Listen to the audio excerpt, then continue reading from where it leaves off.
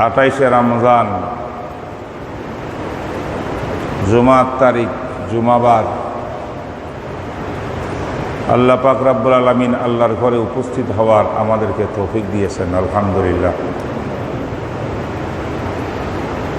রমজান মাস সবচেয়ে বড় বরকতের মাস। এই রমজান মাসের ভিতরে প্রথম 10 দিন রহমতের, দ্বিতীয় 10 দিন ছিল মাগফিরাতের, তৃতীয় 10 দিন হলো জাহান্নাম থেকে মুক্তি লাভের। রাসূল পাক সাল্লাল্লাহু আলাইহি ওয়াসাল্লাম বলেছেন, রমজান মাসের শেষ দশককে, বিশেষ করে শেষ দশকের রাতের মধ্যে তোমরা লাইলাতুল কদর তালাশ করো। আর লাইলাতুল কদরের ফজিলত 1000 মাস থেকে বেশি, অনেক বেশি সূরাতুল কদরে আছে। সব কথা মিলাইলে দেখা যায় রমজান মাসের শেষ 10টা দিন হলো সবচেয়ে গুরুত্বপূর্ণ, সবচেয়ে দামি, আল্লাহর বান্দাদের জন্য মাগফিরাত অর্জন করা, জান্নাতের অধিকারী হওয়া, জাহান্নাম থেকে নাম কর্তন করে জান্নাতি হওয়ার, গুনাহ মাফ করানোর সবচাইতে উপযুক্ত সময় ছিল রমজান মাসের শেষ দশক।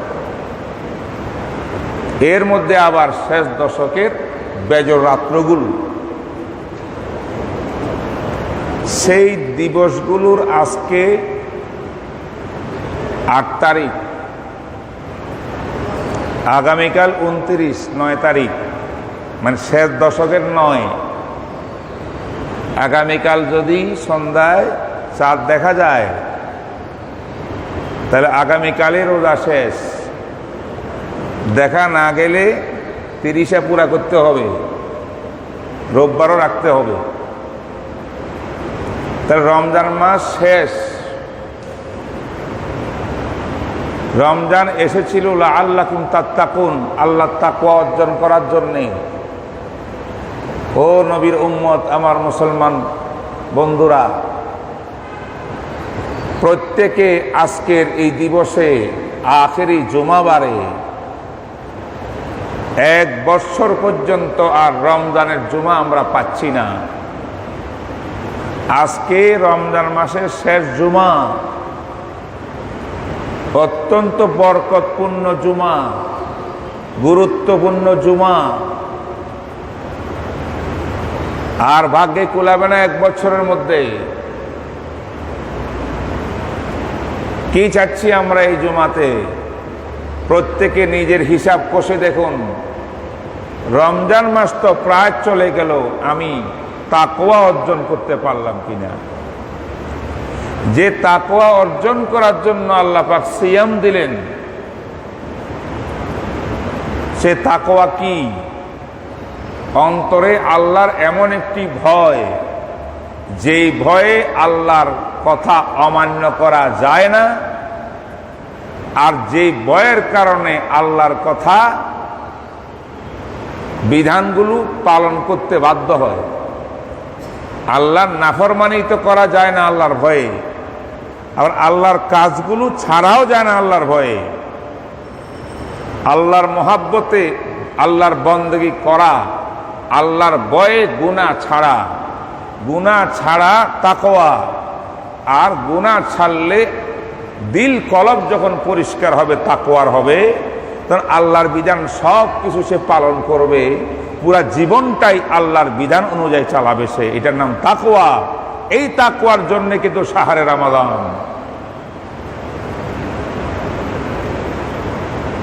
আসুন একটু হিসাব করি। বৎসরের শেষে সবাই হিসাব করে, ব্যবসার হিসাব চলে বৎসরের শেষে। রমজান মাস শেষ, প্রায় শেষ মুহূর্তের মধ্যে আসি, একটু হিসাব কষি দেখি আমার কিয়াম তারাবি ঠিক ছিল কিনা, আমার রোজা ঠিক ছিল কিনা, আমি জাকাত পাই পাই হিসাব করিয়া দিছি কিনা, আমি গরিবদের প্রতি সহযোগিতার হাত বাড়াইছি কিনা, আমি কোরআন তেলাওয়াত শুনছি কিনা, কোরআন তেলাওয়াত করছি কিনা, আমি কোনো গীবত করছি কিনা মানুষের, আমি কোনো মানুষকে ঠকাইছি কিনা, আমি কোনো মানুষের সাথে ধোঁকাবাজি করছি কিনা, আমি কোনো মানুষের সাথে গালমন্দ করেছি কিনা।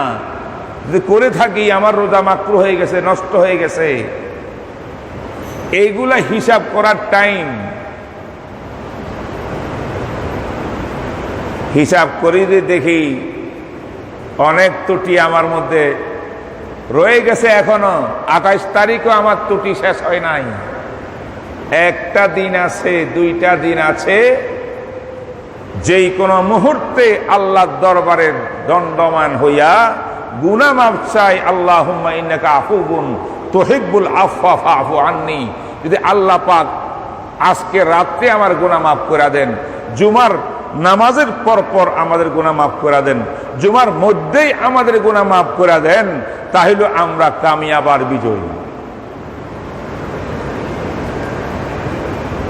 ঠিক না বেঠিক বলেন? আজকের জুমাবারকে অনেকের নাম দিছে জুমাতুল বেদা। জুমাতুল বেদা বলতে কোনো জুমা নাই হাদিসে কোরআনে। কথা বুঝেন? এই নামে কোনো জুমা হাদিসে আছে? বলেন নাই, কোরআনে তো নাই। আমরা নিজেরা বানাইছি জুমাতুল বেদা। এটা পিছনে কারণ আছে। কারণ হইল বিদায়ের জুমা, রমজান মাসে আর জুমা পাচ্ছি না, বিদায় নিচ্ছে, আর 1 বছরে পাবো, এই অর্থে বিদায় জুমা বেদা বানাইছি আমরা। তো এটা বানানোর মধ্যে কোনো ক্ষতি হয় নাই, এটা বাস্তব। কিন্তু যদি এটাকে আবার কেউ মনে করে হজ্জাতুল বেদা, বিদায় হজ, আর একটা হলো বিদায় জুমা, এটা মনে কোরআন হাদিসের ভাষা, হাদিসের মধ্যে এটার কোনো সুন্নিয়ত ফজিলত বয়ান আছে, এইটা মনে কোরআন হাদিসের নামটা দিয়েছে, শরীয়ত দিয়েছে, এটা মনে করলে ভুল হবে এমন কোনো কথা নাই। থাকবে কিনা মনে? আজকের জুমা কি গুরুত্বপূর্ণ কম না সবচেয়ে বেশি? সবচাইতে বেশি। কারণ গত জুমাবারে আরেকটা জুমা ছিল আমাদের, আজকের পর আর জুমা নাই, শেষ মুহূর্ত। এখনই আল্লাহর কাছে সারেন্ডার করতে হবে যদি অতীতে না করিয়া থাকি। যা ভুল ত্রুটি করেছি এখনো টাইম আছে, সর্বশেষ মুহূর্তে। আর বেস্ট টাইম হলো জুমার টাইম। এই জুমাটা আজকের গুরুত্ব অনেক বেশি, কিন্তু এটার নাম শরীয়তে যেটা দেয় নাই, আপনি কেন মনে করবেন? বাকি এই অর্থে যদি নামটা বলেন যে বিদায়ের জুমা, আত্মজুমা পাবো না, তাহলে অসুবিধা নেই। নম্বর 2, 28 তারিখ আজকে জাকাতুল ফিতির, সদকায়ে ফিতির আদায় করতে হবে। সদকায়ে ফিতির কারা কারা আদায় করছেন আমি জানি না। অনেকে মনে করেন হুজুর টাইমে তো আসে নাই, কেমনে আদায় করব? জি জানাব, টাইম এসেছে। আপনি সদকায়ে ফিতির আদায় করতে পারেন ঈদের 2 দিন আগে, 3 দিন আগেও পারেন। কারণ যেই মিসকিন গরিবদেরকে আপনি আনন্দের মধ্যে, ঈদের আনন্দে আপনার সাথে শরিক করতে চাচ্ছেন, তাদেরকে আগে ভাগে কিছু না দিলে তাদের প্রস্তুতি কেমনে নেবে? আব্দুল্লাহ ইবনে ওমর রাদিয়াল্লাহু তাআলা আনহু, হযরত ইবনে আব্বাস সহ অসংখ্য সাহাবার আমল বর্ণিত আছে হাদিস শরীফের মধ্যে। তারা 2 দিন, কেউ 3 দিন আগেই ঈদের সদকায়ে ফিতির আদায় করে দিতেন। তবে জরুরি না, আদায় করলে চলে, খারাপ না। সবচেয়ে বেস্ট টাইম, মোস্তাহাব টাইম হইল শবে সাদেক, ঈদের রাত্র। আগামীকাল ঈদ হলে আজকে রাত্রটা হলো ঈদের রাত্র, আগের রাত্রটা। ঈদের রাত্রের শবে সাদেকের সময় থেকে নিয়া ঈদগাহে মসজিদে আসার, ঈদের নামাজের স্থানে আসার আগ মুহূর্তে, এর মধ্যে সদকায়ে ফিতির আদায় করা হলো মোস্তাহাব ওয়াক্ত সময়।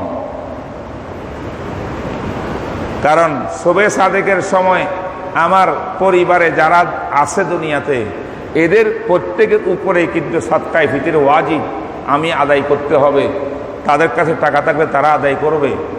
আর যে ঈদের দিন রাত্রে শবে সাদেকের সময় আমার কাছে নাই, এর আগে ইন্তেকাল করেছেন বা পরে কেউ দুনিয়াতে নবজাত বাচ্চা আসছে, শবে সাদেকের সময় ছিল না, তার উপরে সদকায়ে ফিতর ওয়াজিব হবে না, তার পক্ষ থেকে সদকায়ে ফিতর দেওয়া লাগবে না। কথাটা বুঝে আসছে কিনা? সদকায়ে ফিতরটা ওয়াজিব হয় কোন সময়? ঈদের আগের দিন যে রাতটা আছে, ঈদের রাতে সেহেরি শেষ সময় শবে সাদেক, এই শবে সাদেকের মুহূর্তে এই টাইমটা হলো বিশুদ্ধ মাযহাবে সদকায়ে ফিতর ওয়াজিব হওয়ার টাইম। ওই টাইমে ঈদের দিন ওই শবে সাদেকের সময় আপনার পরিবারে আন্ডারে ছোট বড় নারী পুরুষ যত সদস্য আছে প্রত্যেক সদস্যের পক্ষ থেকে আপনাকে সদকায়ে ফিতর আদায় করতে হবে। কিন্তু এর আগে দিলেও, 2 দিন আগে দিলেও জায়েজ, অগ্রিম দেওয়া হয়ে গেল। আচ্ছা, কত দিবেন সদকায়ে ফিতর এটা আপনাদের জানাই আছে, তাই না? আবার বলি দিই, যেহেতু এখনই সদকায়ে ফিতর দেওয়ার টাইম, যারা সদকা দিবেন, ফিতরা দিবেন, রসুল পাক সাল্লাল্লাহু আলাইহি ওয়াসাল্লামের জামানাতে 5টা জিনিসের দ্বারা রসুল ফিতরা দিতেন, 4টা জিনিসের দ্বারা ফিতরা দিতেন। এটা ঐক্যবদ্ধ, কারো দ্বিমত নাই। আর একটার ব্যাপারে দ্বিমত থাকলেও বহু হাদিসের পরিপ্রেক্ষিতে বিশুদ্ধ কথা হইল, ওইটা দিয়েও দিয়েছেন। একটার নাম খেজুর, আরবিতে কয় তামরুন, আরেকটার নাম কিশমিশ, আরবিতে কয় জাবিবুন, আরেকটার নাম পনির, আরবিতে কয় ইখতুন, আরেকটার নাম কি জব, এটার নাম শাঈরুন। তামরুন, শাঈরুন, জাবিবুন, ইখতুন, এই 4টা জিনিসের দ্বারা দিয়েছেন। বাংলা ভাষায় খেজুর, জব, কিশমিশ আর পনির। পনির থাকবে তো মনে? এই 4টা জিনিসের দ্বারা রাসূলুল্লাহ সাল্লাল্লাহু আলাইহি ওয়াসাল্লাম, সাহাবায়ে কেরাম প্রতি বছর সদকায়ে ফিতর দিয়েছেন, আদায় করছেন। কত? 3.25 কিলো বা 3 কিলো। এটাকে বলে সাউন, এক সা পরিমাণে আদায় করছেন। খেজুর হইল 3 কিলো 300 গ্রাম প্রত্যেকটা, যাও 3 কিলো 300 গ্রাম। তারপরে পনিরও 3 কিলো 300 গ্রাম, তারপরে খেজুরও 3 কিলো 300 গ্রাম, জবও 3 কিলো 300 গ্রাম। এই পরিমাণে আদায় করতেন আমার নবী। গম আটা দিয়ে আদায় করছেন কিনা কারো কারো দ্বিমত আছে যে না, রসুলে আদায় করেন নাই, এটা সাহাবারা আদায় করছেন। হযরত মুআবিয়া রাদিয়াল্লাহু তাআলা আনহু আদায় করছেন। একটা হাদিসের পরিপ্রেক্ষিতে বলা হয়, কিন্তু আমরা দেখি বুড়ে বুড়ে হাদিস পাওয়া যায়। সবগুলো হাদিসকে একত্রিত করলে শক্তিশালী হাদিস, আমলটা বড় শক্তিশালী। রসুল পাক সাল্লাল্লাহু আলাইহি ওয়াসাল্লাম মদিনার অলিয়ে গলি, মক্কার অলিয়ে গলি ফি বিজাজ মক্কাতা এলান করাইছেন, এই আমার উম্মত যারা গম দিয়ে আটা দিয়ে সদকায়ে ফিতর দিবা, তোমরা আদা সা দিবা, মুদ্দাইন মিন কামহিন, অর্ধ ছা দিয়ে আদায় করবা। অর্ধ সার অর্থ হইল 2.25 কিলো। কত? 2.25 কিলো। এইভাবে অসংখ্য হাদিস আছে। প্রত্যেকটা হাদিস, কিছুটা হাদিসের সূত্রে কথাও আছে, বিতর্ক আছে, কিছু দুর্বলতা কোনো কোনো হাদিসে আছে। কিন্তু হাদিস শাস্ত্রের নীতিমালা অনুযায়ী এইরকম হাদিস শরীয়তে গ্রহণযোগ্য, আমলের জন্য গ্রহণযোগ্য। তাহলে আমরা বলতে পারি আমার নবী 5টা জিনিসের দ্বারায় সদকায়ে ফিতর আদায় করছেন। 4টা জিনিসের দ্বারা আদায় করলেন 1 সা 3 কিলো আরো 300 গ্রাম। কিন্তু গম আর আটা দিয়ে আদায় করলেন 1.25 কিলো আদা সা, কারণ গমের দাম ওই সময় অনেক বেশি ছিল। 1.25 কিলো গম দিয়া 3.5 কিলো খেজুর আর কিশমিশ কিনা যাইতো। এইভাবে আদায় করছেন নবীজি। কিয়ামত পর্যন্ত বিশ্বের নবীর উম্মতের কর্তব্য হলো রাসূলুল্লাহ সাল্লাল্লাহু আলাইহি ওয়াসাল্লাম যে জিনিস দিয়া সদকায়ে ফিতর আদায় করেছেন, আমরা নবীর উম্মতরাও ওই 5টা জিনিসের কোনো একটা দিয়ে আদায় করব। ঠিক আছে কিনা বলুন? চাউল দিয়া করব না, রুটি দিয়া করব না, কারণ রুটি আর চাউল দিয়া রাসূলুল্লাহ সাহাবারা যাকাতুল ফিতর আদায় করেন নাই। আমরা কি দিয়া করতে পারি? যদি পনির দিয়া করেন তাহলে বর্তমানে 3.5 কিলো রেট আসে 2200 টাকা।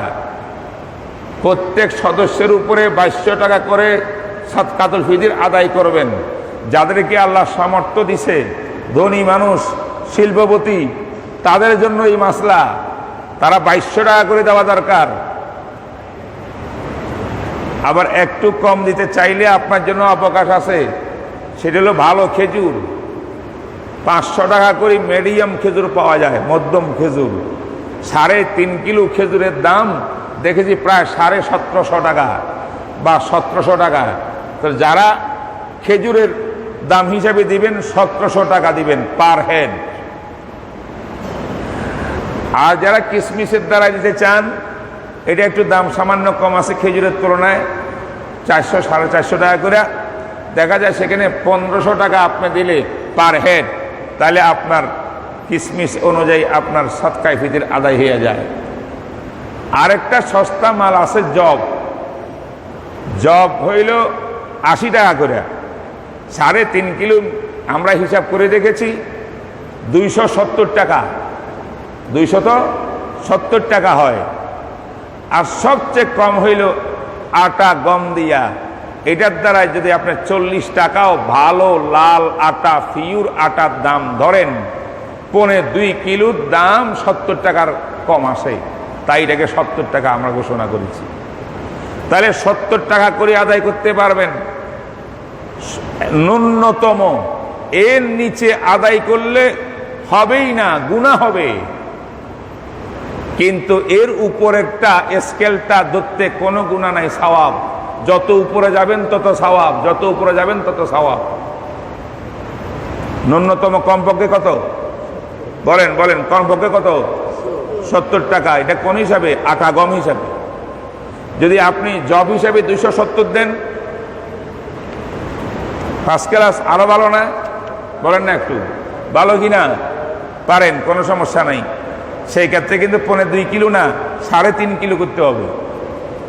তারপরে যদি আপনি কিশমিশ দিয়া দেন 1500 টাকা, খেজুর দিয়া দেন 1700 টাকা, পনির দিয়া দেন 2200 টাকা।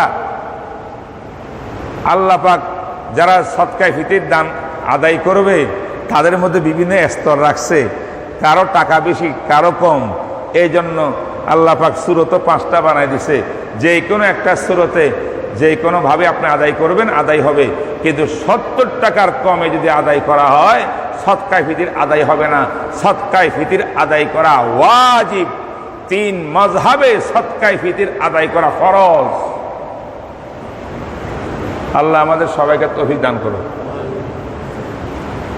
ঈদের নামাজ যেদিন হবে,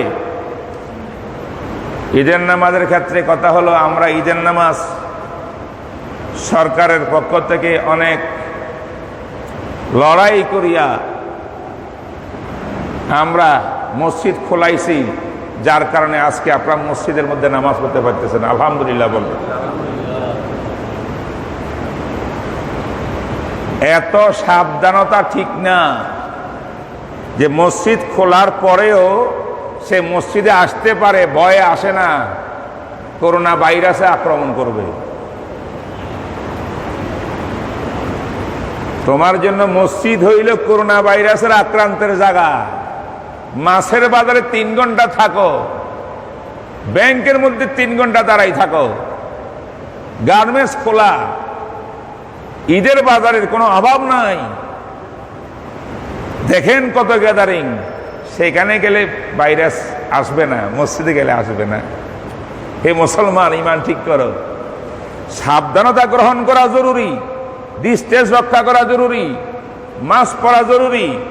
ইসলাম সব বলেছে, তার মানে এটা বলে নাই সব ক্ষেত্রে তুমি যেতে পারো, আল্লাহর ঘরে আসতে পারো না, এই কথা ইসলাম বলে নাই। আমরা ঈদের নামাজ, আমাদের সরকার এটা নিয়ে অনেক জেরা হয়েছে, শেষ পর্যন্ত বলছে যে মাঠে হবে না, মসজিদে হতে পারে। তাহলে আমরা মসজিদ তো পাইছি ঈদের নামাজের জন্য, ঈদের নামাজের সঙ্গে কিন্তু মসজিদের সম্পর্ক নাই। ঈদের নামাজ হলো মাঠে সুন্নত। আমি বারবার এখানে দাঁড়াইয়ে বলছি, আমার সভাপতিকে বলছি, আমার কমিটিকে বলছি, ঈদের নামাজ মসজিদে নয় মাঠে, ঈদের নামাজ মসজিদে নয় মাঠে। কিন্তু মাঠের মধ্যে নাকি পরিবেশ না থাকে, কাদা থাকে, পানি থাকে বা বৃষ্টির সম্ভাবনা থাকে, সেই ক্ষেত্রে ওজরের কারণে মসজিদে ঈদের নামাজ জায়েজ। রসুল একবার পড়ছেন ঈদের নামাজ, কোথায়? মসজিদে। আমরা কোথায় পড়বো? মসজিদে পড়বো। এখন মসজিদে মুসল্লি হইতো 5,000, এখন এত লোকের তো জায়গা নাই। এই যে ডিস্টেন্স রেখে রেখে আপনারা বসছেন, কয়টা লোক ভিতরে আসছে? আরো অনেক লোক আসতে পারতো ভিতরে, তাহলে কিভাবে হবে?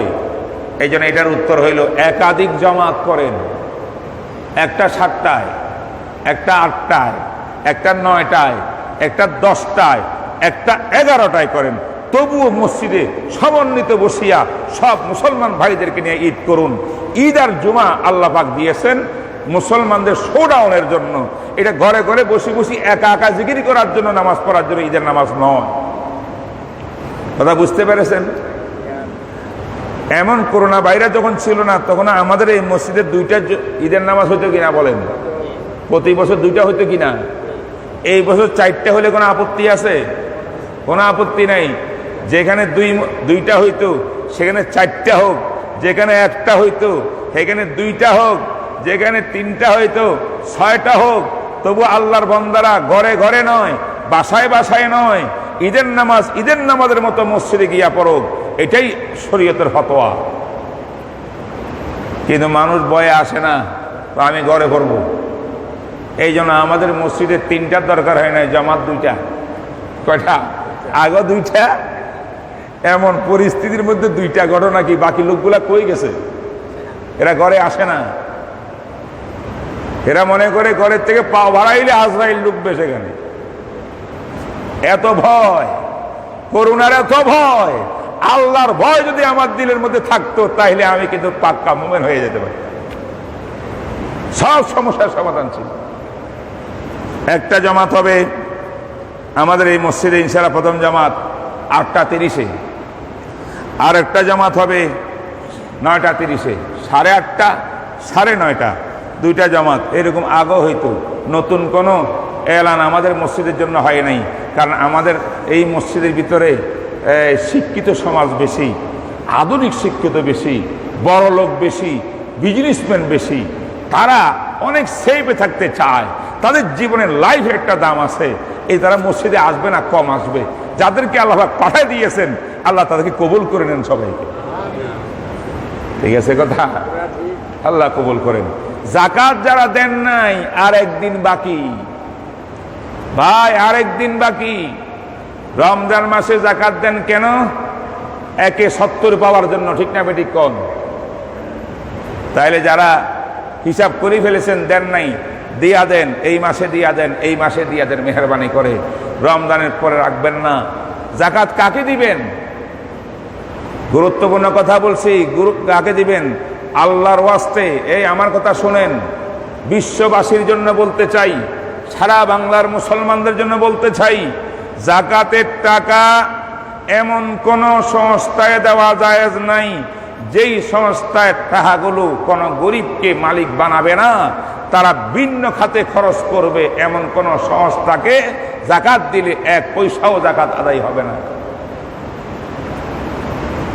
আমাদের বাংলাদেশে একটা সংস্থা, বহু সংস্থা এরকম আছে, তারা মিডিয়া, ইসলামী মিডিয়া করবে, মানে ওয়াজ কালাম করবে একটা মিডিয়ার মধ্যে। এই মিডিয়ার জন্য ক্যামেরা কিনতে হবে, অফিস নিতে হবে, এইটার জন্য জাকাত তালাশ করতেছে। কি রে ভাই, তুমি জাকাত কেন পাইবা? তো আমি দিনের কাজ করতেছি না। তো কি হয়েছে তুমি দিনের কাজ করতেছ?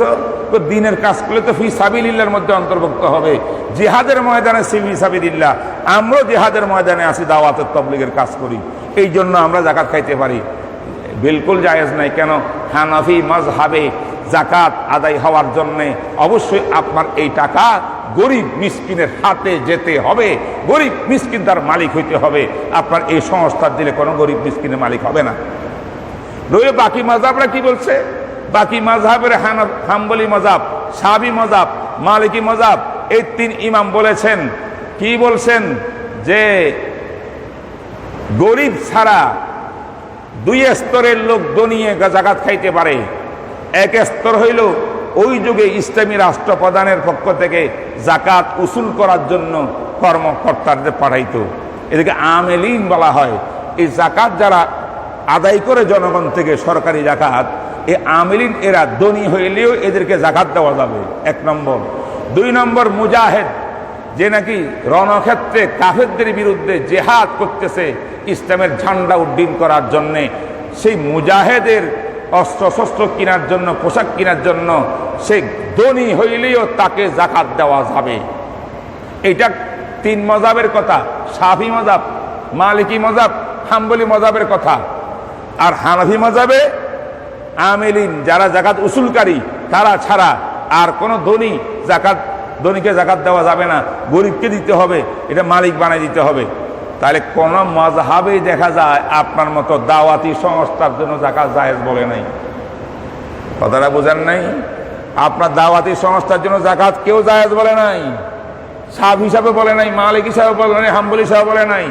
আজকের আধুনিক স্কলাররা বলতেছে আধুনিক স্কলারদের কোনো কথা গ্রহণযোগ্য না যদি 3-4 মাযহাবের অন্তর্ভুক্ত না হয়। বুঝেন নাই কথা? বুঝেন নাই কথা? এগুলা মন গড়া কথাবার্তা। আল্লাহ আমাকে মাফ করুক।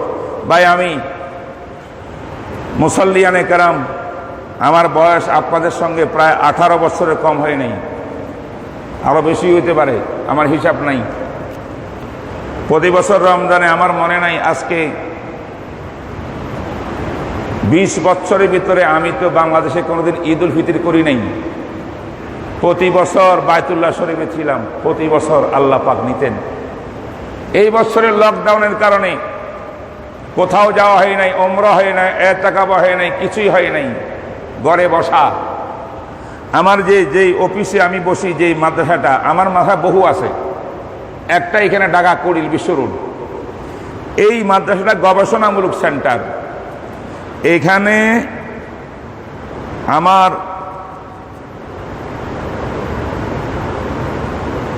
85,68,310 টাকা এই রানিং বছরে শুধু ব্যয় খরচ হয়েছে। তবে 86 লক্ষ টাকা, 86 লক্ষ টাকা শুধু বেতন আর গরিবদের খানার ব্যবস্থা রানিং, আর কোনো খরচ ছিল না সেখানে। একটু কিতাবপত্র কিনলে, কিছু একটা করলেই 1 কোটি পৌঁছে যায়।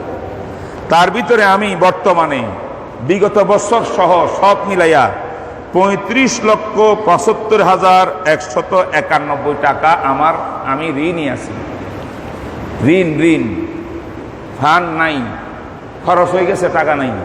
কত? 35,75,000। তবে এই লোনগুলো এই বছরের না, বিগত 9 বছরের মিলাইয়া লোনটা এটা দাঁড়াইছে। এই বছর তেমন লোন নাই, এই লোনগুলো পুরাতন। কিন্তু এর ভিতরে অর্ধেক টাকা, 15 থেকে 16 লক্ষ টাকা শুধু জাকাত ফান্ডে আমার অভাব। আপনাদের জাকাত দেন, তাহলে আপনাদের এই জাকাতের টাকা দিয়ে বড় বড় আল্লামা হবে, মুফতি হবে, মুফাসসির হবে, হাফেজ হবে, আলেম হবে, দাঈ হবে ইনশাআল্লাহ। আর আমরা আপনাদের এই আমানত যথাস্থানে খরচ করতে বাধ্য। আল্লাহর কাছে জবাব, আপনার কাছে আমার জবাবদেহিতা আছে। যারা যারা জাকাত দেন নাই, আমার প্রতিষ্ঠানে বলতেছি জাকাত দেওয়ার জন্য। অন্য প্রতিষ্ঠানও দিয়েন, যেখানে মনে করে সেখানে দিবেন অবশ্যই। বাকি আমিও আপনাদের কাছে আবদার রাখলাম আমার প্রতিষ্ঠানের জন্য। এই রকম প্রতিষ্ঠান আরও 5-7টা আছে, হিসাব করলে 12টা আছে। তো আমি একটার হিসাব আপনাদেরকে দিলাম। আমি আশা করব আপনারা, আমার একটা উদাত্ত আহ্বান নামে একটা কাগজ আছে, প্রতি বছর দিয়ে থাকি। যদি কারো জাকাত দেওয়ার ইচ্ছা থাকে আপনারা এই কাগজগুলো নিয়ে যান, আমার লোকের কাছে এখানে আছে। আল্লাহ আমাদের সরকার তৌফিক দান করুক। একটা কথা বললাম, ঈদের নামাজ আমরা কিভাবে পড়বো সেটা বললাম। তো এখন একটা মাসটা বলি আছে, বক্তব্য শেষ, খুতবা সংক্ষেপ করে দেব। সেই মাসটাটা হলো আমাদের এই মসজিদের জন্য নয়, সারা বাংলাদেশের মুসলমান আজকে পেরেশান। জিজ্ঞাসা করে, হুজুর আমাদের যাদের মসজিদে যাওয়া সম্ভব না, মসজিদে যেতে ভয় লাগে বা মসজিদের সংকুলান হবে না, আমরা ঈদের নামাজ কোথায় পড়ব? কি বলেন? আছেন এরকম মানুষ?